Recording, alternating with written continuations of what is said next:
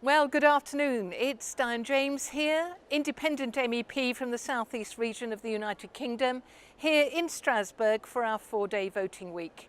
It's the day after Valentine's Day, and I can tell you that in today's voting session, the EU Parliament decided to send itself and award itself two rather belated Valentine's presents. The first one was on the trade deal between Canada and the European Union, and that went through. And I think that's an absolute travesty. It flies completely in the face of what is sensible and common sense approach to international trade, against every aspect of democracy, and a deal that was done completely in secrecy, completely obviously against democratic process and scrutiny. But the other one that caught everyone's attention was the EU's emission trading system. And that has got to be one of the most flawed policy initiatives in history. Its accomplishments since 2005 are really quite simply a shameful litany of mismanagement, hidden subsidies, lobby power, environmental degradation, job losses, theft and even fraud, would you believe? And yet it remains one of the European Union's major initiatives to counter climate change.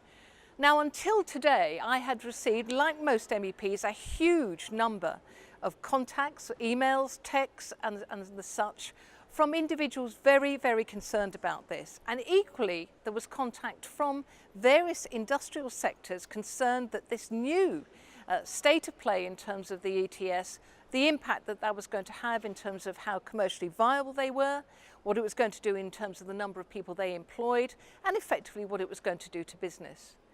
But all I was able to say to them is that the Commission is acting and has acted just like a gambling addict, thinking that the next time it goes to the tables it will be different. But it won't be, and we were proved with that. We had copious amounts of information as MEPs, and we were able to look at those and actually identify what was wrong, what was right, and there wasn't much right, I have to say, and also put forward some form of alterations. But none of that was taken on board. And in fact, what in terms of alterations that were incorporated, all they've managed to do is shift the ETS scheme and make it into a system whereby European manufacturing jobs are shifted out of the European bloc, where environmental standards are going to be much lower, creating a dirtier atmosphere for the people where those jobs have been exported to. And many of thousands of people will lose their jobs as a result of these changes, and many communities will simply die.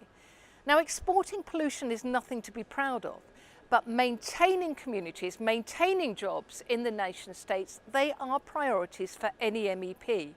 And we only have to go back over the last year in terms of what has happened to the steel industry in the United Kingdom to understand that if you price energy in some context, with the ETS scheme in particular, out of the control and out of what is commercially viable for industry, then of course it's a game changer and they have to react, and typically they react by closing down. There's no doubt that the changes that were voted through will drive up power prices for the poorest and most vulnerable in society. Furthermore, the inclusions of aviation and shipping into the system will make food imports even more expensive, and many more people will face the bleak choice of heat or eat at a time when austerity and failed interest policies are creating some of the worst income inequalities in Europe's history.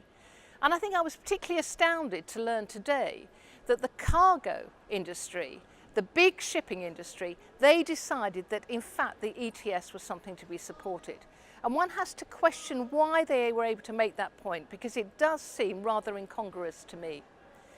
But anyway, let's return just for a moment to the ETS. Now, the huge complications in the system and the increases in hacking technology will act as a magnet for organised crime. And the ETS, once famed for generating the world's largest ever VAT fraud, will become famed for becoming the epicentre for money laundering. Hardly the sort of epitaph that it will want. Now, post-Brexit, and I am a Eurosceptic, I'm here fighting very much for a successful Brexit for the United Kingdom. I trust that the United Kingdom will automatically pull out of this disastrous system and manage its own emissions in a logical, adaptive, clean and crime-free manner. Here's my report from the 15th of February here in Strasbourg. I look forward to being back in touch with you very soon. Bye for now.